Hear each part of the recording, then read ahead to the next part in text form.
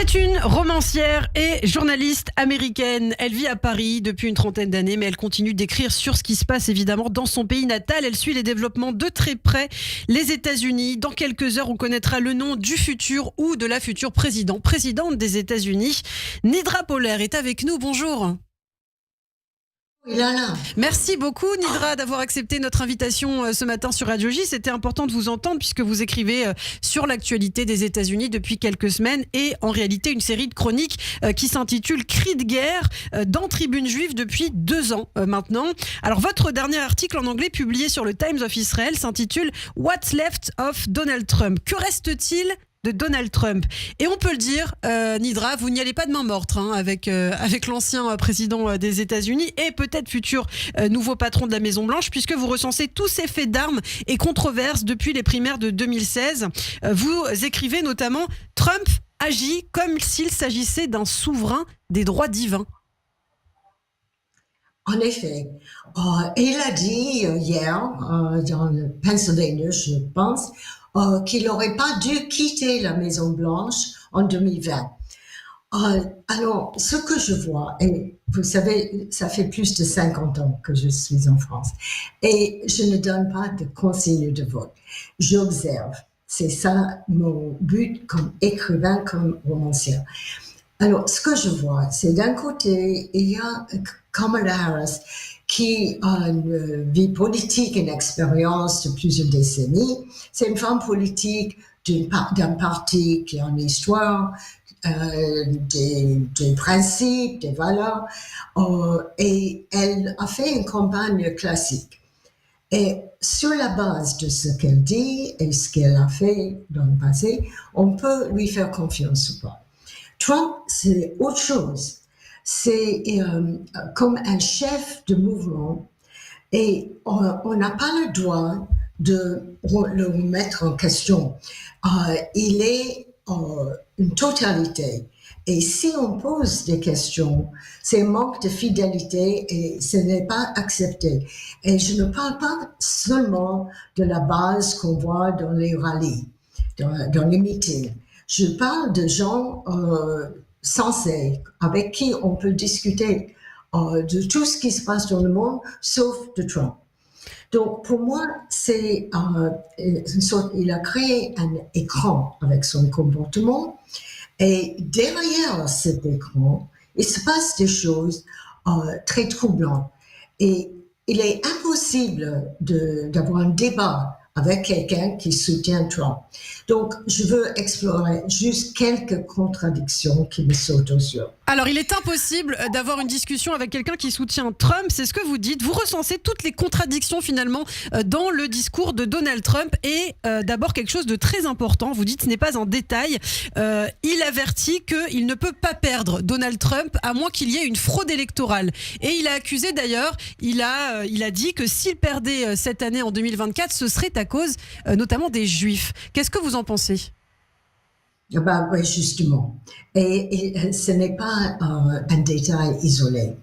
Déjà, pour la démocratie, c'est plus que troublant. Quelqu'un qui dit que...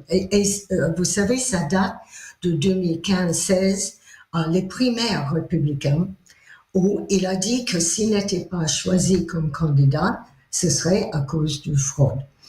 Alors, qu'est-ce qu'il y a derrière? Quelles sont les contradictions qui me troublent? Il y a un danger aux États-Unis d'une exacerbation d'antisémitisme de tous les côtés. Il y a l'antisémitisme à l'ancienne qu'on trouve dans l'entourage proche de Donald Trump. Il y a l'antisémitisme d'origine islamique qu'on trouve sur l'extrême de la gauche, du Parti démocrate. Et il y a une sorte d'antisionisme soft dans les deux partis. Mais ces deux antisémitismes exacerbés se mélangent aujourd'hui. Et je crois que je peux donner une dizaine d'exemples, je vais essayer de faire vite. Vous savez ce que Trump a dit de Liz Cheney, qui déteste. Il a dit, c'est une va-t-en-guerre Elle déteste les musulmans.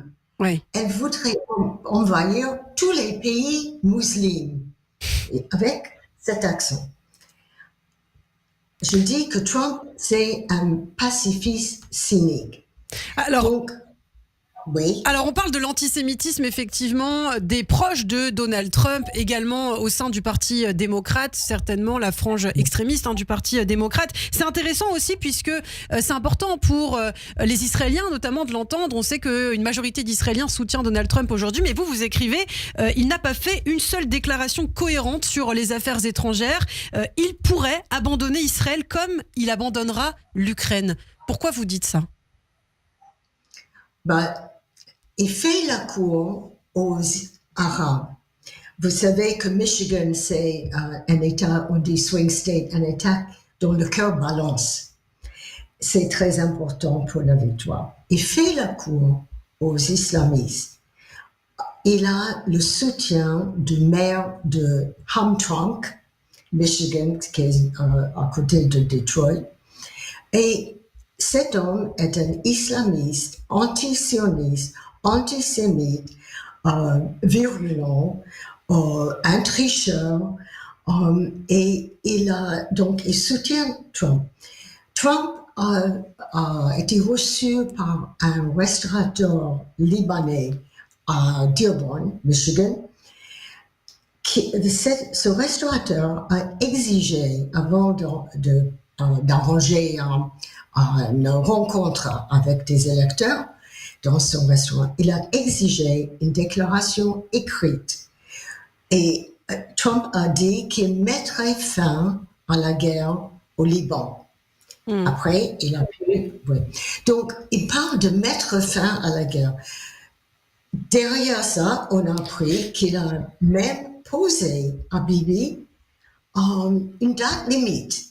C'est dire qu'avant la rentrée en fonction en janvier, il faut finir toutes ces guerres. Sa façon de régler la guerre en Ukraine, ça a été exposé, je l'ai bien expliqué dans un épisode de Cris de guerre. Oui. C'est une capitulation. Alors Nidra, c'est intéressant puisque vous parlez du Liban, c'est vrai. Alors on sait que le mari de sa fille cadette Tiffany, fils d'un milliardaire libanais chrétien, est chargé de relations avec les communautés arabes. À la dernière élection, il y avait la présence très marquée d'Ivanka, sa fille, Ivanka Trump notamment, avec son gendre Jared Kushner, et on remarque cette année finalement qu'elle est totalement absente. Elle ne semble pas le soutenir publiquement comme elle le faisait autrefois. Est-ce qu'on a des informations là-dessus ? Pourquoi cette absence ? Ça date de ce que j'ai lu sur son compte Instagram. Ça date du 6 janvier. Elle n'est pas du tout présente. Bon, elle, avec son mari, ils ont gagné des milliards pendant le premier mandat du président Trump.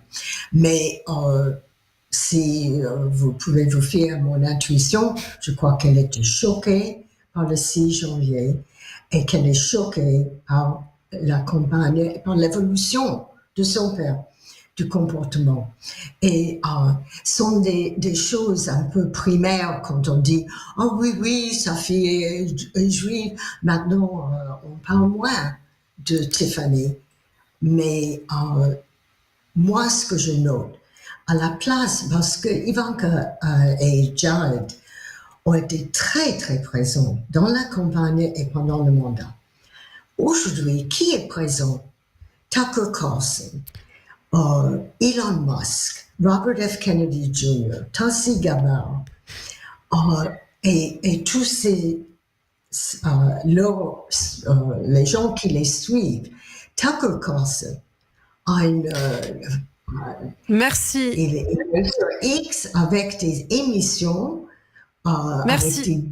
C'est pas 10 millions un public de 10 millions. Merci beaucoup.